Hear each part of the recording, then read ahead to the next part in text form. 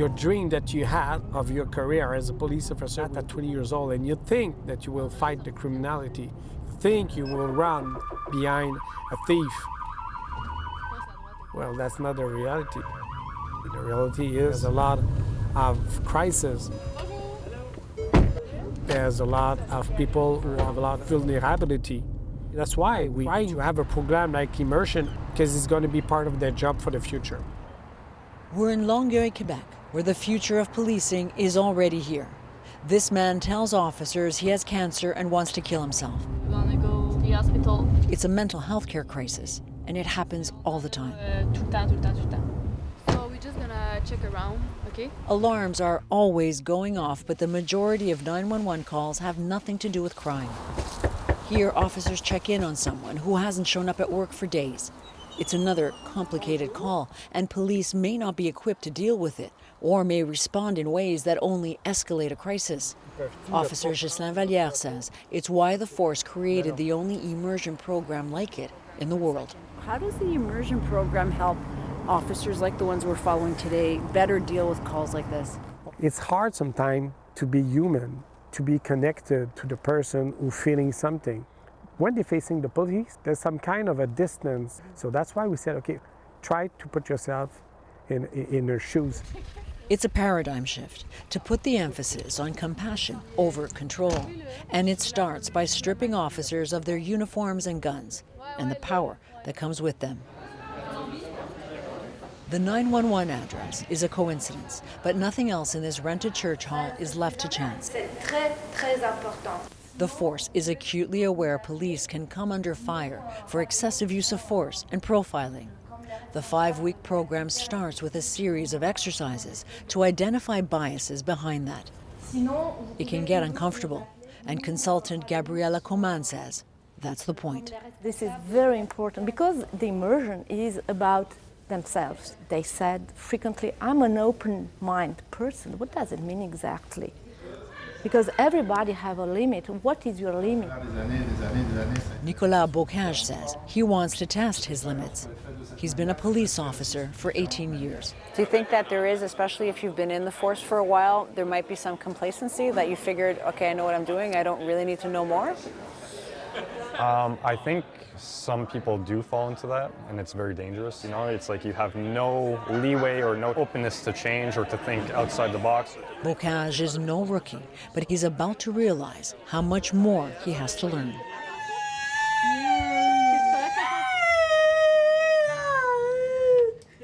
This is a school for young people with severe disabilities. Many students here are nonverbal. Bocage and other officers will spend 2 days here. Attention.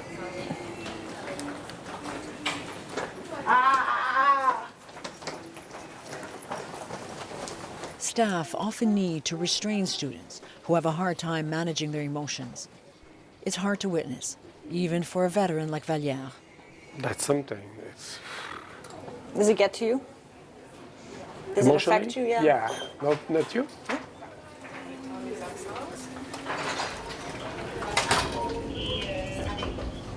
To minimize any disruption our cameras might cause, only our videographer stays with Bocage in the classroom.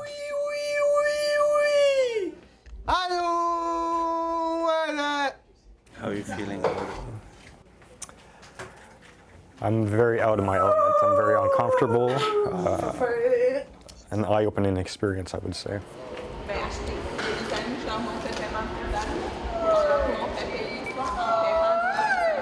When you look at Nick now, what do you see? I'm seeing a guy actually who don't know how to deal with this situation. And when we are trained to take control of the situation, take care of the situation, be in charge of something, always knowing what will be next. But here, you don't control anything. 911 calls can involve a person with disabilities. And officers across the country have been accused of police brutality when responding.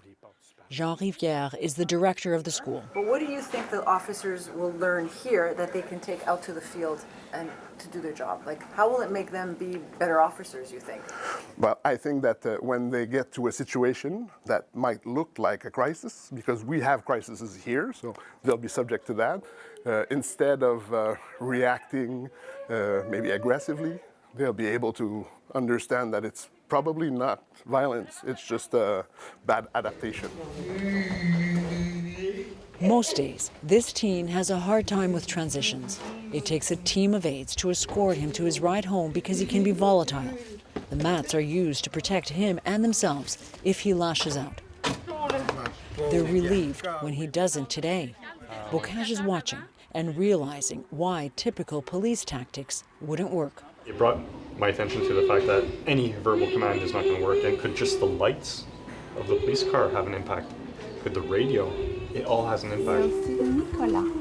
When communication is difficult, the game is different, you know, so I have to adapt my ways. It's not the person who's going to adapt, I have to adapt.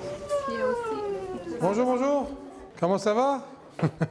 Chief Fatty Daguerre came up with the idea of immersion. This is my responsibility. Marie-Claire McLeod is another community member who hosts his officers. He works for me. McLeod runs a thrift store and a drop-in center for people in need. Sometimes they can be hostile. When the guys were aggressive, I kept on saying, okay, wait, I'll make you a peanut butter sandwich, a glass of orange juice, and then we'll talk. But then when immersion came in, I thought, well, that's what I'm going to teach them.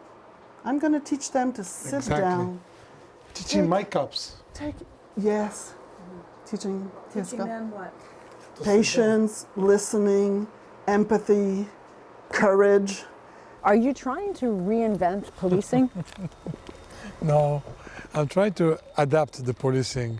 If 70-80% of my call are all social, mental health, people who are disturbed, how can we keep going on those calls and giving them a security answer? It's not a security answer they need a social answer. This is what the community needs, where we're going to adapt. So it's not a revolution. I still have my gun and my taser, but my biggest weapon is my mouth. I keep telling my cops, dialogue. Daguerre has been called avant-garde, but he says the immersion program is only exposing biases that haven't been challenged. Daguerre himself has been racially profiled, and some of his officers have been accused of it too. You've had cases of racial profiling. Oh, yeah, I have two. You've had cases of lack of diversity in your force. Yeah. So how does this help that? Well, that's a good question, because I think we are the 5%, not even 4 or 5% of minority visible police officers in Longueuil. Okay, I said to myself, Hadi, continue hiring minority visible police officers, but you have to invest yourself in a white Quebecois, French Canadian police officer.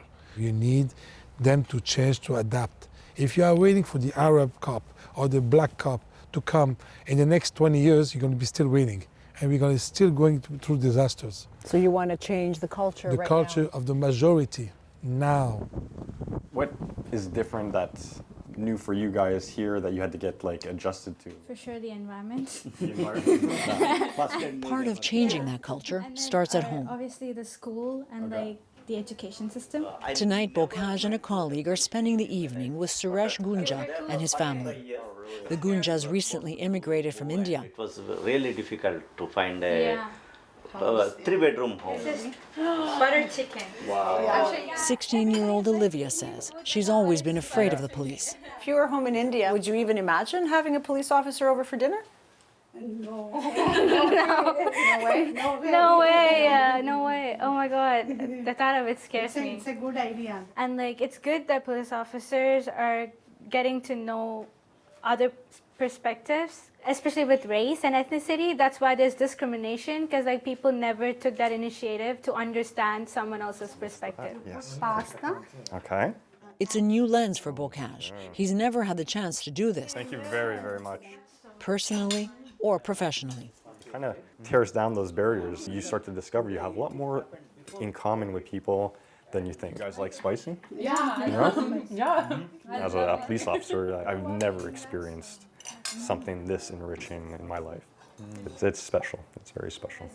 Thank you. Thanks a lot. Can I get a hug? Thank you. Bye. So do you think you're going to be a better police officer after this program? Definitely. I'm already a better person. If I'm a better person, I'm a better police officer, right? Bye-bye. Down there. So, Joanna, this is a 5-week-long program. Where else do they go? They went to women's shelters, they went to cultural centers, to youth centers, and they also heard from people struggling with mental health issues. And the point of the program, Adrienne, is to expose officers to as many marginalized and vulnerable communities as possible, and to give the officers themselves the time to stop racing from call to call and to listen, to find out what's going on in people's lives.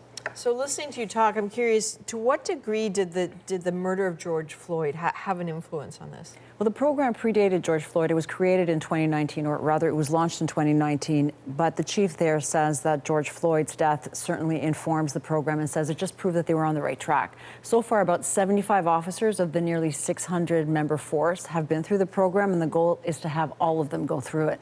And it's worth mentioning, Adrienne, that police forces across the country and around the world have reached out to find out more about the program. Fantastic. Joanna, thank you. You're welcome.